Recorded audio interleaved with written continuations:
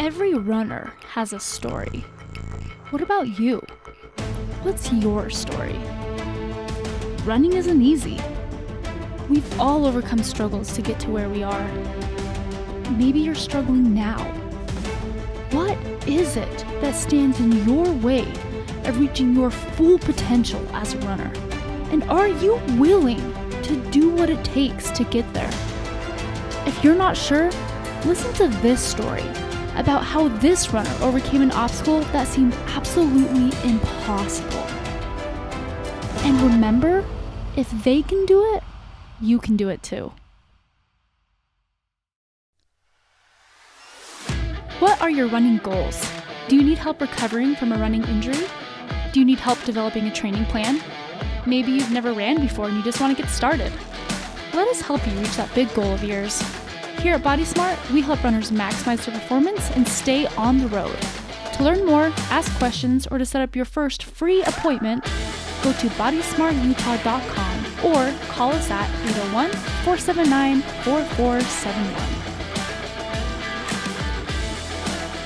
Hi, welcome to Running Unbroken. I'm Melody. Dr. Mark Humbert is with us, and today we have the pleasure of interviewing Dr. Coach Kurt Ward. Yes. He is the assistant track coach on the Weber State team. He actually coaches Lori. And we're really excited to interview him today. So just to get started off, tell us a little bit about your running background and what got you into it. Yeah, so originally I'm from Idaho. I had two older brothers that ran, so pretty early on I knew that I was going to be a runner. My high school team was actually pretty darn good. We won 9 titles in a row in cross country. Sweet. Several titles in track as well. So I had two older brothers, one that graduated in 2000 and one that graduated in 2006. And then I graduated in 2008 from high school. And so I kind of knew early on that I was going to be a runner. So starting in middle school, I got involved in it. And then I was able to run through high school and eventually go on and get a college scholarship at a junior college at first. It was Treasure Valley Community College in Ontario, Oregon. Yeah. That sounds beautiful. Yeah, it's not. No? It's not. Man. I was just in Oregon, and where I was beautiful. So yeah, we always joke that I was there for 2 years, but I never found the treasure. So, but it was a good experience. It was really a good experience. I won the junior college national championship in the half mile. And then I transferred to Weber State and finished up at Weber State for the last 3 years. So. Yeah, so it really just good. sounds like it was an easy path for you, like you were born to run. Yeah. You just started running and it just worked out Easy, for right? you. Yeah, easy. And it did. I mean, it was kind of nice to have like two older brothers and to kind of know I mean, so many people in my town were runners. I mean, it was a really small school. My graduating class was like 63 and we were a big class for my school. Wow. But we were a lot different than most schools, even like 5A schools. We would take like 2 buses to cross country meets, which is pretty good, especially for a really small school. So it was nice to have like so many role models to look up to, so many people to look at, guys and girls that were successful in running, and just to have that, to see that like, hey, there's people to push me. So it was easy in the fact that I had a great community to push me into it. It was hard in the fact just how competitive it was there. Running is hard. Yeah, and if you want to be good, like you're gonna have to work for it. So yeah. So where did the drive come from to keep going? So it seems like sounds like you immediately fell in love with it and you decided to keep going. You went to college with it. Where did that drive come from? Yeah, I think a lot of it was just being competitive. Especially, I mean, I've got 4 other brothers, so all my family's just boys. Did you and your brothers race each other? Oh yeah. The one that was just older than me, we overlapped, so he was better than me, and we'd always kind of compare, talk trash to each other. And, nice. You got it. Yeah, exactly. You have to. And he was better than me, especially at longer distance at first, but we'd always compare like old times. So my sophomore year, the state cross country meet was in Boise, Idaho, and it was on the same course that he had his sophomore year. And so this is the ultimate like factor of like who was better for the season our sophomore years. And we actually ran the exact same time. It was like, and it wasn't even fast. I can't remember exactly what it was, but same time to the 100th of a second, and we ended up the exact same place. And I was like, oh crap, it's tie. Like that's not cool. Like so That's when you just play rock, paper, scissors. Right. Who wins, right? Wrestle, yeah. Yeah. So it was That's good. It was funny. good to have him on the team as well. And as his senior year was my sophomore year. So Oh, okay. That is really cool. It's Yeah. cool that you guys got to run together. yeah. So, do your parents run? Were they the ones who kind of got you into it, or was it? So my dad ran a little bit, but his main Mhm. thing was wrestling. And like even Oh, growing up, they like kind of swayed me that way. And like my family, like all my uncles were really good wrestlers. I had an uncle who was 8th at NCAA's. Wow. So I was like, yeah, from an early age, I was wrestling. I was like, this sucks. Like, this is not for me. And I think it was just like early age, getting involved, kind of burned out. And it was like, oh, this running stuff that we do, like the conditioning's not bad. Nobody hits you. Yeah. And I was like pretty good. I was a pretty good wrestler, but I just did not my That's not your vibe. thing. You gotta have two things. You have to be like physically fit for it, and then you have to have the passion for it in anything that you do. So Yeah. even if you're good at it, if you don't like it, then Yeah, you're not going to stick with it. 'Cause you're just not motivated to do the work. So right. Yeah. So I want to know, are you faster than your older brother now? So fast forward the end of my sophomore year. I moved to the 800 and mile. That was my main things. And he was more of like a mile, 2 mile guy. And in a district, our district meet to see who'd go to state. He dropped down to the 800 and I ended up beating him. He didn't make the state in that event, and I did. Sweet victory. So yeah, there's some rough times there.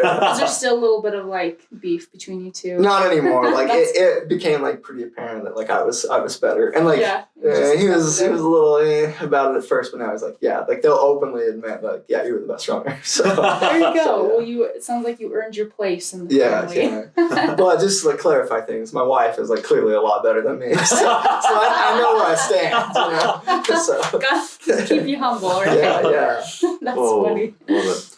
So it's a lot of the people that we've brought in here that have run track at Weber State said kind of like after, they've been running through and through since high school, and after they got a little bit burned out with running, and some of them were like, I was never going to run again, and then obviously got back into it. Did you have any kind of experience like that, or have you just been like, I just always love running? Yeah, no, mine, I finished up and I was kind of forced to take a little bit of break. I had like an overuse issue in my right knee. Mm-hmm. And it worked out kind of fine. I was studying for the GRE, getting ready to go to graduate school, and my wife had another year to finish up. So I was kind of forced to take a little bit of time off, but I really like to be active. So I kind of transitioned into rock climbing for a little bit, and it worked out really great for studying for the GRE because I'd literally sit there, study, read some books, and then I'd go and just do the bouldering wall. And I was climbing down to the front, climbing. Okay, yeah. And so I'd go down there, climb, get burnt out, sit, study for 30 minutes to an hour, climb some more, study some more. So I was like, I got like pretty fit. My arms were like way more jacked than I was. I was like, I don't want to get big. I don't want to get into like weightlifting, but I do want to like work muscular strength and endurance. But yeah, so I did that. But once I was kind of healed up, I was back and running pretty fast. So, Okay. Yeah. That's awesome. Man, that's a great way to study. Yeah, right? It was really good. So You're like, I get a highly break, recommend. get jacked. Yeah. Yeah. And then you get burnt out, and then you study, go back to that. So It's a good routine, it's nice. Yeah. And so I know Taylor talked a little bit about it while she was on with us. What was your PhD for? Kinesiology. Okay, So, that's right. Yeah. Yeah, she did say that. Yeah. Okay. What made you decide to go that route? Yeah, so originally I knew I wanted to be in education, but I kind of wanted to go like higher education. When I had some professors up here that kind of steered me that way, and I was looking at some schools. He's like, go look at University of Georgia. That's where he got his PhD. And I was like, yeah, I'll go check that out. And then I looked at University of Georgia, Auburn, and Alabama. And when I went down there, like I toured all three of them, and I ended up choosing Auburn. It just felt like the best fit. I never would have guessed. Yeah. I mean, I wonder. Yeah. Shocker. So it worked out well for me, and I enjoyed my time down there. So. Yeah, that's really cool. Okay. Well, how do you feel like that area of study informs your track coaching? Yeah, well, even recently, we had some athletes go to the NCAA West region just this last week, and it was in College Station. And when I was around, we've had regionals. My wife ran at University of Texas. We had Sarah Sellers, who ended up getting second at Boston Marathon few years back. She ran down there. We've had a few others. Jamie Stokes, our school record holder in the mile, had Texas and regionals at Texas, and we've just not performed well, like at all. Like that heat and the humidity, we just don't do well. So I started looking at research on what we could do, and one of the things that we did do with our athletes this year that qualified is we had them do this. We'd go to a sauna and we'd have them sitting there like 30 minutes like after runs for adaptation, because heat adaptation is really unique. It's not like going to higher elevation where it takes 3 to 4 weeks to get some benefit. Like you can adapt to heat within 10 days. So even looking at those studies, looking at research, we implemented that, and it's hard to ask them. It's more of a between subjects design than a within subjects design, because none of them have really actually ran at heat and humidity. Yeah. But the performance is so much better than what we've had in the past. Like Jamie Stokes didn't qualify the year that she went. Sarah Sellers didn't qualify her senior year, and she was ranked 9th in the nation. Like heat and humidity just wrecked her. Taylor had a terrible performance. And so this year we had Summer Harper. She not only qualified, but she hit the Olympic trials standard. Wow. We had Lexi Thompson, our school record now in the 10K. She qualified in the 10K, is ranked around, I think, 5th or 6th in the country. So she made it. She missed making it in the 5K by 0.04 of a second, so just barely missed it. Wow.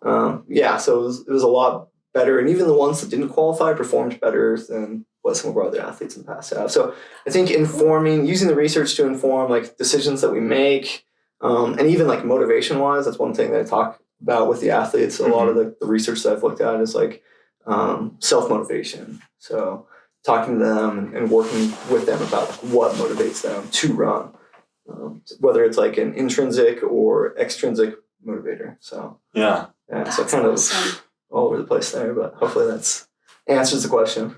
Yeah. So what got you into coaching? Did you start like with smaller track teams? This is kind of funny. So my wife actually moved back a few months before I did. Moving back was kind of funny. There was a position at Weber State, and she applied for it. She heard like right after she won the Philadelphia Marathon that she got the first round of interviews, and the interview would be over Christmas break. We were coming home for Christmas break in 2016, and we're like, well, we'll just buy you a one-way ticket. If you get the job, then you'll stay here, and I'll come back. so she got the job. Oh my goodness. And it was over Christmas break, and it was an emergency hire, so she started in January. Oh my gosh. And so I flew back, stayed in Auburn, finished up my last class, did my comprehensive exams, did my dissertation proposal, and then drove all the way back in May with my brother. I feel anxiety right now. Yeah, it was so stressful. Whoa. Like, my comprehensive exams, it was my dissertation proposal. Like I had to do that, and they tell me like before, all right, like you got to be done at 12 because we've got a meeting that's really important with Gatorade. So like we love you, Kurt, but Gatorade, that's the big money. So like, so I was like, I had to do my dissertation proposal and then hop in a car, and we literally drove all the way across the country from Auburn, Alabama to Ogden, Utah. It's crazy far. Anyway, so I'm back. It's like my first summer off. I've been taking summer classes, but now I'm all set. I have a few things to kind of work on for my dissertation, but I'm just like hanging out. And there was one guy that was still on the team that year. He just had cross-country lefts. And he's like, just come run with us. Like, come run with the guys on the team. And I don't know any of them in the morning. So I start running with them in the morning. And then at the end of the summer, Coach Cookington's like, you want to come be like a volunteer assistant? I was like, yeah, but I'm still working on my PhD. I had one more year to finish up. I was living in Ogden, but doing it basically remotely. And so that's kind of how I got started. Then the next year they put me on as an assistant. So so I just kind of fell into my lap. Kind of got lucky in that sense. So what is it like to coach? I can imagine it's really fulfilling and really fun to watch the kids progress, and it's fun to kind of be a part of that. I guess they're not kids. Yeah. I'm a track coach at a high school, so I think kids, but it's fun to watch the college athletes progress. And I think some of the funnest things about it is just getting to know them, their personalities. They're all kind of unique in their own way. And it's been really fun kind of like having the mistakes that like I went through, or even like watching my old teammates go through, and like helping them learn from that. Like, hey, like this is where we messed up. This is what we can do to improve that. And even training wise, like it's been fun watching Coach Pilkington kind of alter the training plans for the girls, not only based off of like their own individual abilities and where they're at progression wise, but also what has worked with some of his athletes in the past. Like what the girls are doing now is a lot different than what the girls were doing when I was around. And we had a really good group of girls. Taylor was on there, Sarah and Amber, all just like really good athletes post-collegiately as well. And they won a regional qualifier. But some of these girls that we have now are just incredible times, what they're doing. And a lot of that is because of Coach Pilkington altering the training that he's learned with Taylor and Sarah. And, I'm sure what he learned from girls before them, really helped them as well. So it's kind of cool to see it all like get pieced together. Yeah. Do you feel like you've learned so much, and do you feel like you've been able to like apply what you've learned being a coach to your own training as well? Yeah, a little bit. Honestly, like training wise, like I haven't been like training as much. I'm kind of like more of just like maintaining it. I can't remember the last time I did a workout. Like I did some strides with the girls a few weeks ago on the track, and I was like racing them. Because a lot of them don't know. Like I was a mile guy. Yeah. And even did some 400s. Nice. And so like, I'll joke around. Like I was racing one, I was just kind of hanging by her. She's going hard, and then all of a sudden I just like dropped the hammer. Like, all right, that's messed up. I still got it. It's just like you were hustling me. Like, yeah. That's awesome. Some people do pool, I do running. Yeah, exactly. That's funny. Yeah. So what's it been like with Taylor and like all throughout her training? Like, do you guys ever train together, or Yeah, a little bit. Long sustains when she's doing her like 20-mile long stand. Like, no, I'm not about that. I'm not hopping in on that. Like, I'll be on a bike. That's the best I'll do. Again, I was a half miler. Yeah. So like I've done one marathon, wasn't trained for or anything, but it's been not my thing. I just like hopped into it too. Nice. That's another story. As one does, right? Yeah, not smart. So with Taylor, and like kind of our dynamic, like I've kind of acted almost as like an agent for her too. Cool. And we've had a lot of like cool stories. And even with her picking Philadelphia, she had the 2016 LA Olympics it was like February 2016. And then she was looking for a fall marathon. And I was like, look, the Olympic trial standard doesn't open up until like the next year. So like, just go find a race, go make some money, So I started like nerding out, and I've got this like big PDF of just like all these different road races across the country, and like who's placed, what they've ran, the prize money breakdown from top 10 to first, if they have American money, overall money, Man. And so I started like looking at this, and I was like, you need to do the Philadelphia Marathon. Like, based off of your marathon PR, like you should get top 3, and they pay top 3. Like third was 2,500, second was 5,000, and 10th was 10,000. And it's like, go do that. There's no point to go try and do a world major at that point. Just go try and get a PR, go try and win this race. And like, it's like Philadelphia. And then even Coach Pilkington, who was her coach at the time and still is, it's like, why Philadelphia? And like, I broke it down to both. And they both thought I was crazy. Well, then she goes, and it was like super windy. She ends up breaking away, and she's like about 90 seconds off the course record. But she wins the prize money. I'm like, heck yeah. So I think like I got a little like stock up on picking races from both the coach and Taylor. So yeah, it's been fun. And like even going all to like the different places and meeting people. We've met a lot of cool people. Yeah.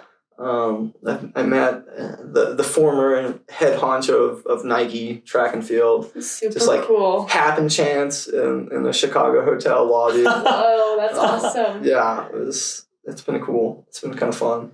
Just meeting all the different people and making friends, and so. Yeah, and being involved in the running world. Yeah, and like getting to travel but not having to hurt all like she does at the races. Yeah. Like I'm just there to enjoy the ride. That's a sweet She's there to gig. do the races. So, yeah. There you Everyone go. marry a good racer. Yeah. Be the agent. Yeah. No, Yeah. that's really cool. And is it so fun to watch your wife progress? Like you probably feel so proud, like Oh, when yeah. she wins a race. Oh yeah, it's like way more nerve wracking. I think too. Like I bet. like when I'm out there and like racing, it's like okay, like I know I can control me, but like Yeah. getting ready for her, I'm like oh gosh, like freaking out a little bit. Like, Yeah. but yeah, it's super fun. It's been fun to watch her progress and just continue to get better and better. So That's really cool. yeah. That would be fun. So I want to know what are some of the biggest, I guess, biggest training lessons and biggest life lessons that you've gotten through running? Training lessons, I would just say consistency. I mean, as long as you can keep it pretty consistent. I think too often we see, especially with these like younger college guys, is they just like try and ramp up their mileage too quick and also their intensity too quick. And it's like, hey, like pick one or the other, but preferably like just be consistent. Yeah. And I think a lot of them, when they come back from an injury, they're impressed like with how well they can do, even just with like a little bit of mileage. And they usually are a little more hesitant after they come back in like a good way. Yeah. Some of them are a little too cautious. Some of them it's like, no, this is like about where you need to be. Like you're not like, oh, I don't need to go hammer these hills. I don't need to go run up this crazy mountain or 120 miles a week. Oh, right. So I think, again, just the consistency. Like, you can do a lot more than you think you can as long as you string together, like, weeks and months of good, solid training and even years. And what was the other question? Just like any life lessons you've gotten through running. Yeah, I think just perseverance. You know, maybe that kind of goes along with consistency as well. But like, you know, sticking to something. I think that helped motivate me through like academia as well. Like I wasn't a great student in high school, not as much, and I got a lot better in college. And I was like, man, maybe if I put like a portion as much time into this as I do like this running thing. Like, And maybe if you rock climb while you study. yeah, like I can have a balance, but. So just consistency and perseverance. I think those are like the biggest lessons that I've learned like through running. So Yeah. No, I think that's super powerful. Because it can be easy to look at other people, right? Whether it's the sport or whether it's academia, right? Like, oh man, they're so much better. Like I could never do that. Yeah. But I think there's so much to be said for just showing up and putting in that consistent work and just keep going, and keep pushing. And that like, I love what you said. Like you can do a lot more than you think you can. Yeah. I think it's a powerful lesson. So like I was saying before we started the podcast, the angle we kind of like to take is what is some kind of obstacle that you've overcome to get to where you are now? Can you think of an obstacle or obstacles in your running career that you had to face to get here? Yeah, like I said, I did have like an overuse issue. When I first got that like my very first year, when I was at Weber after I transferred from that community college, and it was kind of rough. Like I did cross country, and that was already kind of tough because I was an 800 guy, and I had this knee issue going into the winter. So really trying to figure out like how to get over that. And it was kind of a scary time. It was my first year, and I was like, man, like are they gonna cut me? And how fast am I gonna get back to running? Because I had a really good spring. That spring before I came on, and like cross country was for me. It was always just like, yeah, this is just trying to get fit, get ready for the track season. And then like when my season actually came, indoor season, I was like, oh, this sucks. Like this is what I wanted to do. Oh. So I think just getting over that mentally too, and realizing that hey, it's gonna be okay. Like I don't need to be, you know. All your goals don't have to be right in front of you, you know? Yeah. Sometimes you have to readjust your goals, and it's better to have a bigger picture and maybe make some longer term goals if some of these things are, there's different circumstances that are right in front of you that are making you alter your immediate goals. So I think that was a tough one. Another more recent one outside of competition, like 2 or 3 years ago, I started having these like turf toe issues. Oh. And I couldn't run. Like I would take like a week or two off, and then I would only get up to like 30 or 40 miles a week, which like for some people is really good. And I'm not taking that away from anyone. It's all relative. But Right.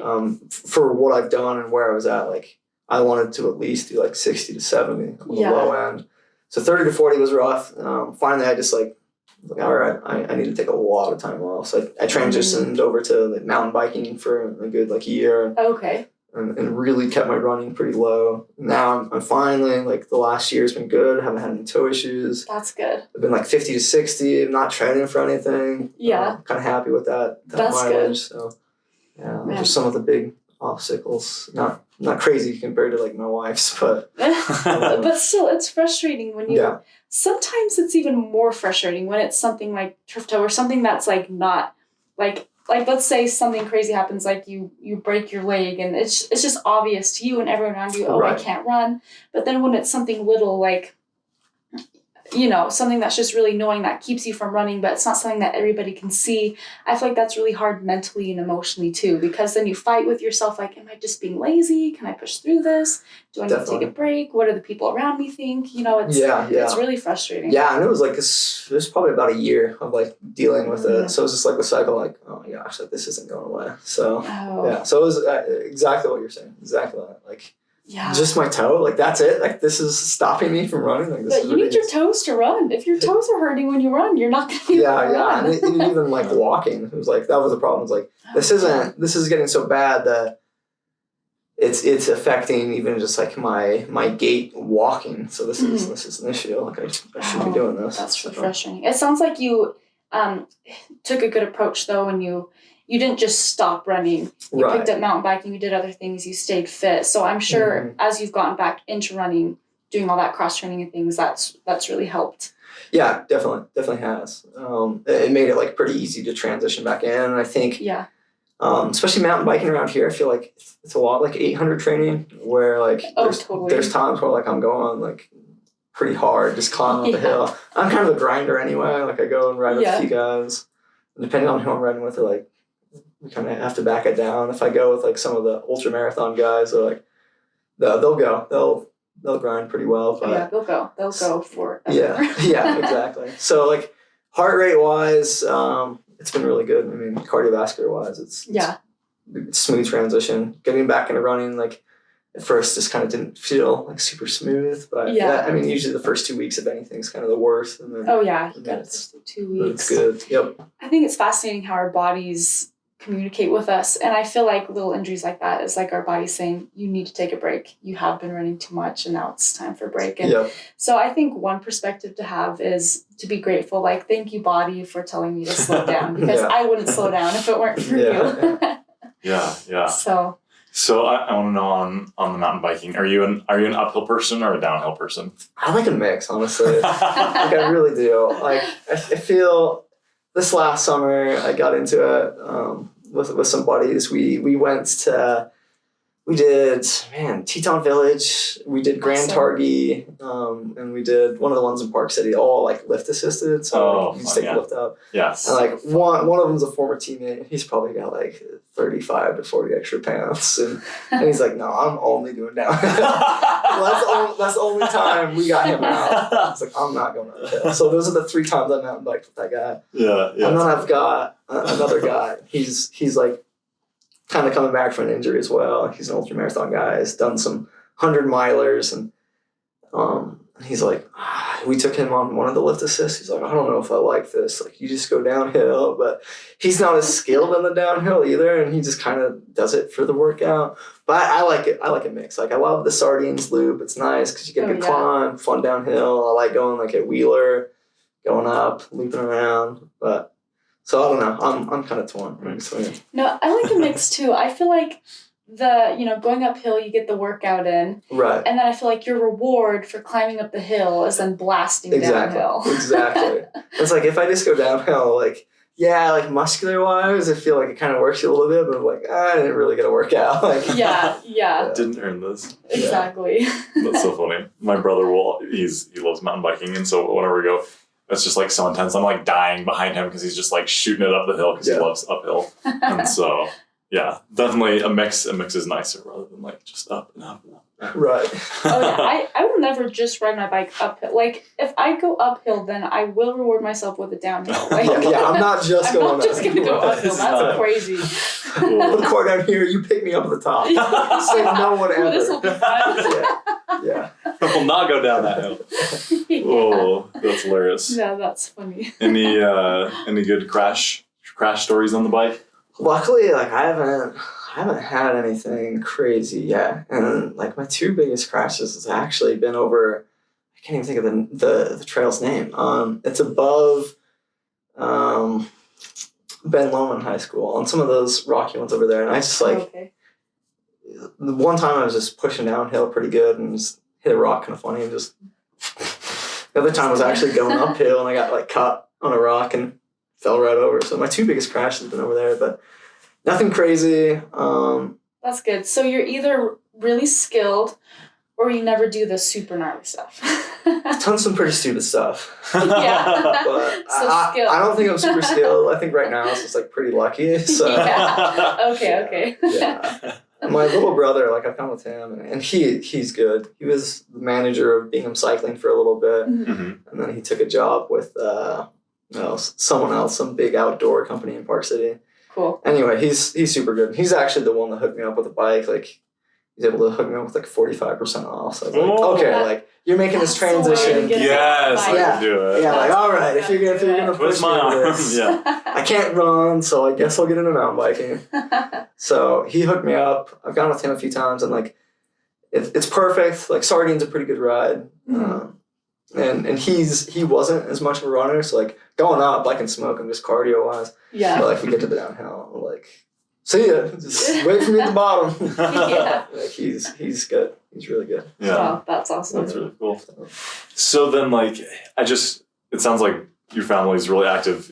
Is that kind of like whenever you all get together, is it based around just being active, being outdoors, doing stuff like that? Yeah. I think for the most part, all of us are pretty active. Yeah, big into running, biking. Everyone's kind of got their own little niche as well. We have one that's like a ballroom dancer, and he's big into that. That's cool. So we kind of make fun of him, but he's like, yeah, like when I go to the church dances, I am the guy who actually dances with the girls. You guys are the losers at some side. Like, oof, he's got us. Is he the one that you beat in running? He's No. like, I can't run, so I'll dance. yeah. Ooh, that's a good burn. No, this one's just younger than me. So. Oh, okay. Yeah. Just Yeah. kidding. If you're a dancer, that's cool. Yeah. No judgment. Not really though, but no, it's just because I'm fine. jealous because I can't dance. Yeah, same. Oh, speaking of that, Yeah. this is like totally an aside. I like got this email yesterday. It was like like one of those BYU alumni things that they send, Mhm. but it was the guy that is one of the dance instructors there. Mhm. It was actually really cool. So he'd like performed as Spider-Man on Broadway and some other things. Mhm. But his thing was like all about like movement across a lifetime that keeps us healthy, and it was just like so cool to see what he could do with his body. And I was like, if I did that position, I'm pretty sure my hamstrings would just like rip apart. Right. But no, I mean, it was real cool. You should check it out. I don't remember what his name was, but Yeah. it was a cool thing. But that idea of like movement across a lifetime, and movement is what keeps us healthy, and our bodies are made to move. So there you go, dancers. Shout out to you. To just like totally random dancers are really fascinating. Just like the way their bodies move. I think it's awesome, and it's so healthy for you. Yeah. But anyways, back to running and mountain biking. Sorry. Good. So what advice would you give, let's say a beginner coach, and then what advice would you give someone who's struggling with like a minor injury or sickness or something that's keeping them from running? Yeah. Well, first with like a beginner coach, take advantage of like all the different resources that are out there now, because like there's so much good material out there, and I think we're really seeing a lot of that material getting used by coaches, because just the talents in high school kids now compared to like 10, 15 years ago, it's unreal. So, there's things like Flow Track, Runners Space, Let's Run. Gotta be careful of Let's Run. But there's just so many different resources out there, and in areas to get knowledgeable and like training what people are doing. But not only just look at like what they're doing, but look at like why, like figure out the why as well. That's my one area, like really question like, well, see what they're doing, like this workout, but like why that workout. And not only just like knowing what they do and when, but like you have to realize like when you're going to implement that into your season. So like California, their state meet's different than when the Utah state meet is. So like when are you going to implement that into your training? You know, like, hey, they do this the second week of October. Well, what does that correlate to your training, like your training block? So I don't know, just experiment with different things, have fun. Don't bring out your kids. You know, keep it light. You know, keep it light. Make it fun. Running should be fun. Like it can be a fun activity. You heard that here. Running is fun. It's fun. Yeah, especially at a young age. Like it should be a fun thing. You don't need to make it like over dramatic, crazy high mileage. Build your team up and make it a good activity. And then for people coming back from injury, man, with that one, I think first off, try and find people who've had that injury as well. You know, ask other people what they did. Talk to physical therapists. Try and find a resource, someone that is knowledgeable in that area. And again, talking to other people who've had that injury, see what they've done, how they got over it, and be patient. Be patient with yourself. Recovery is not this like nice like linear pattern where it's just like smooth. It's a roller coaster. Like you're gonna have days where things are going really good. Like I'm back, and then like 2 days later, like I'm not back. So don't beat yourself up. I think that's my biggest thing there. So I think that's great advice. I always tell my clients that the road to recovery, basically just what you said, is not like this, but it's like this. Yeah. You know. Yeah.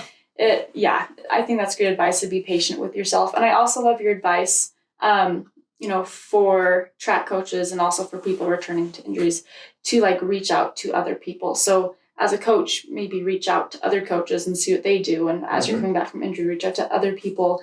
I think it's so important to ask other people what they've done and how they've gotten through things. And our business coach, Greg, he always says, you could spend forever like doing all this research and trying to figure out on your own, or you can ask someone who's been through it and get your answer just like that. Right. You know? Right. And we still do it. Like even at the college level, like we, you know, got like a coach reached out to us. I won't say where, but a university, and he was like, "Hey, like I want to know what you guys are doing, like with the girls." Had lunch with him down in Texas, and you know, we asked him like what he's doing with some of his ladies and guys, because their school is doing really well in the 800 and in the mile. So we're like, "What are you guys doing?" And so you know, even at the higher levels, people are still communicating with others, and like be humble enough to realize that you don't know it all. And we still realize that, like even like college coaches, and some of those coaches have been up there for like 20 plus years, you know, so,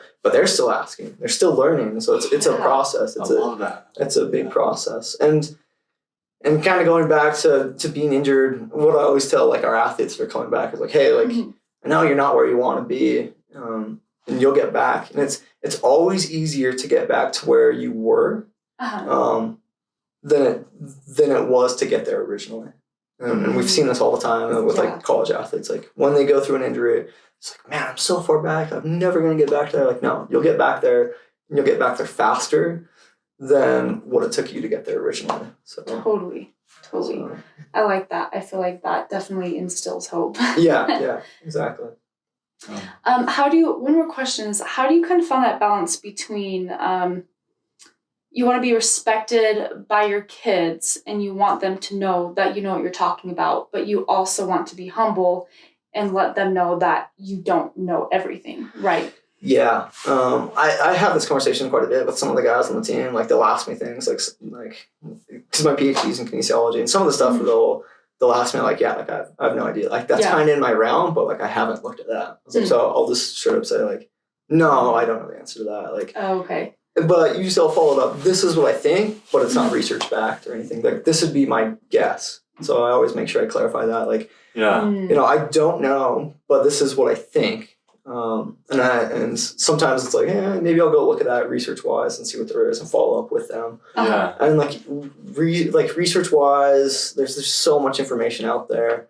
You can kind of find an argument for something and sometimes even against something. Yeah. So I'll even try and bring that up into the conversation. Like, well, like there's this side of it, but there's this other side too, and this is what You people kind of think. let them choose on their own. Yeah, or even just have them realize, like, hey, it's not dichotomous. Like, it's not just like a yes no. Like, it's not. Unfortunately, why can't life just be yes? Yeah, no answers? yeah. This is the best training. This is not. Yeah. Like it's not always that simple. There's so many different variables that go into things. For sure.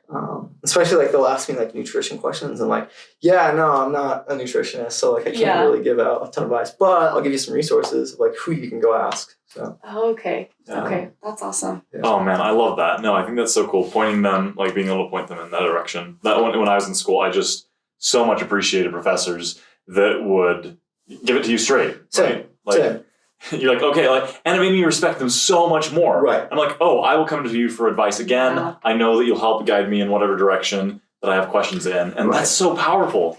Definitely. I think it creates way more trust too. Like, because if you do, my opinion, my perspective is like, if you do tell someone something and it's completely wrong, it's like, no, that was like terrible advice. They're gonna like trust you less. It's like I don't know it all. I don't claim to know it all. Like there's still a lot that I don't know. And I think like going to graduate school and like getting a master's and a PhD is just like, man, you realize like how much you don't know. right. That's a big takeaway. Jeez. And so in graduate school, it was nice to have some professors to like really hammer that home. Like, know when to admit you don't know something, but you can still talk about that. And that's what I try and do. Like, yeah, I don't know. I haven't looked at that. I haven't seen any research, and maybe I've forgotten. But this is what I would think. This is what my opinion would be. My hypothesis would be this, but I don't know. Like these are the things I do know. I don't know these, and then when they ask you a question you do know, then you just you know what you know. right, exactly. I know this. I can talk about this. Yeah. Okay, that's great advice. Are there any last things that you would like to mention? Any last pieces of advice before we wrap up? Well, I think back to motivation. Kind of figure out what motivates you, whether it's an extrinsic motivator, whether it's like, hey, like I like all the finisher medals and the t-shirts and the races, like. Let that motivate you. If it's more of like a social motivator, like I'm not going to get up and do this run unless like my running buddy's going to be there. Mm-hmm. Or some people, very rare, are like intrinsically motivated. They're just going to run or exercise. Find your motivator, identify that, and really kind of stick to those and plan on using those motivators to keep you active and know that there's going to be setbacks and kind of have a backup plan. Like for me, like I didn't want to be out of running for like 2 weeks, let alone like a year. But I found something else to kind of help keep me active. And then when it was my time to transition back in, it was a smoother transition. Because I see some of my old college teammates where it's like, man, they're pretty far gone. And the farther off that you let it go, the harder it is to transition back in. Yeah. So and that's an extrinsic motivator for me. I can't end up like that. so I don't know. Find your motivator and let it assist you. So. I love it. I love it.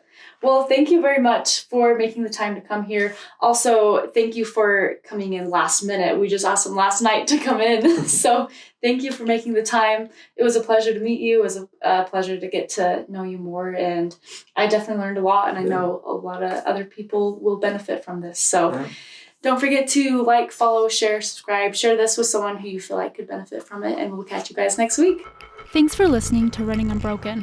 Don't forget to follow us on Facebook and Instagram, and reach out if you or someone you know has a story to share. So, I think it was 2019, Chicago Marathon. This is my wife's third Chicago Marathon. Like, we've been in the scene for a while now. And if you're an elite, especially at the major marathons, they have so many different meetings even before the race with all the athletes, like gear check. You have to check the size of even like the logos, and it's just like all these different rules, things. Wow. So she was going to one of those. I was like, I've been to like a bunch of those. Like, I'm not gonna hit that. I'm good. So it's like, you go do that. I'm gonna go hang out in the lobby, and it's a really big, nice hotel in Chicago, and they've got the main lobby, and then off to the side, there's kind of like a lounge, and there's a bar area, and then a separate room, probably about the size of this room, and it's got like 4 different TV screens on there. And it's a Saturday in the fall. It's like, heck yeah, I'm watching college football, pull up some games, and then all of a sudden this like older gentleman rolls up, and he's just like freaking out, like, you got the TVs working? I'm like, yeah, like, use the remote, bud. He's